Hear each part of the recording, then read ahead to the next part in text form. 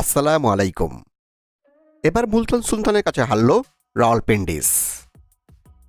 এ নিয়ে টানা 4 ম্যাচে হারের মুখ দেখল রিশাদের রাওয়ালপিন্ডিস। আর এই হারে পয়েন্ট টেবিলের একেবারে তলানিতে নেমে গেছে রিশাদের দল। অন্যদিকে গুরুত্বপূর্ণ এই ম্যাচে রাওয়ালপিন্ডিসকে হারিয়ে পিএসএল এর পয়েন্ট টেবিলে অনেকটাই উপরে উঠে এসেছে মুলতান সুলতান। তো চলুন দেখে নেই রাওয়ালপিন্ডিস বনাম মুলতান সুলতানের মধ্যকার ম্যাচ শেষে পিএসএল এর পয়েন্ট টেবিলে বর্তমানে কোন দল কেমন অবস্থানে রয়েছে। পিএসএল এর পয়েন্ট টেবিল একবার তলানিতে রয়ে গেছে রিশাদের রাওয়ালপিন্ডিস। এখন পর্যন্ত 4 ম্যাচ খেলে ফেললেও তারা জয় পায়নি কোনো, হার 4 ম্যাচেই।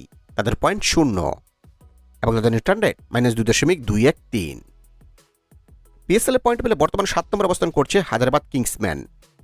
এখন 3 ম্যাচ খেলে ফেললেও তারাও জয় পায়নি কোনো, হার 3 ম্যাচেই। তাদেরও পয়েন্ট 0 এবং তাদের রিটার্ন রেট -2.077।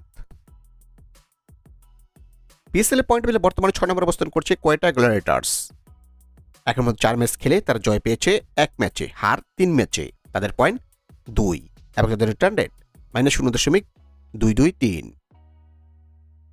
পিএসএল এর পয়েন্ট টেবিলে বর্তমানে 5 নম্বর অবস্থান করছে শরীফুলদের পেশর জালমি। এখন 2 ম্যাচ খেলে তারা জয় পেয়েছে 1 ম্যাচে, ড্র 1 ম্যাচে, হার নেই কোনো। তাদের পয়েন্ট 3 এবং তাদের রিটার্ন রেট +0.674। পিএসএল এর পয়েন্ট টেবিলে বর্তমানে 4 নম্বর অবস্থান করছে পারভেজ ইমনদের লাহোর কালান্দাস। এখন 3 ম্যাচ খেলে তারা জয় পেয়েছে 2 ম্যাচে, হার 1 ম্যাচে। তাদের পয়েন্ট 4 এবং তাদের রিটার্ন রেট +1.546। পিএসএল এর পয়েন্ট টেবিলে বর্তমানে 3 নম্বর অবস্থান করছে ইসলামাবাদ ইউনাইটেড। এখন 4 ম্যাচ খেলে তারা জয় পেয়েছে 2 ম্যাচে, ড্র 1 ম্যাচে, হার 1 ম্যাচে। তাদের পয়েন্ট 5 এবং তাদের রিটার্ন রেট +1.055। পিএসএল এর পয়েন্ট টেবিলে বর্তমানে 2 নম্বরে নেমে গেছে করাচি কিংস। এখন 3 ম্যাচ খেলে তারা জয় পেয়েছে 3 ম্যাচেই, হার নেই কোনো। তাদের পয়েন্ট 6 এবং তাদের রিটার্ন রেট +0.486।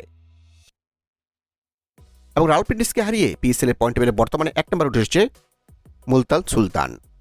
এখন 5 ম্যাচ খেলে তারা জয় পেয়েছে 4 ম্যাচে, হার 1 ম্যাচে। তাদের পয়েন্ট 8 এবং তাদের রিটার্ন রেট +0.876।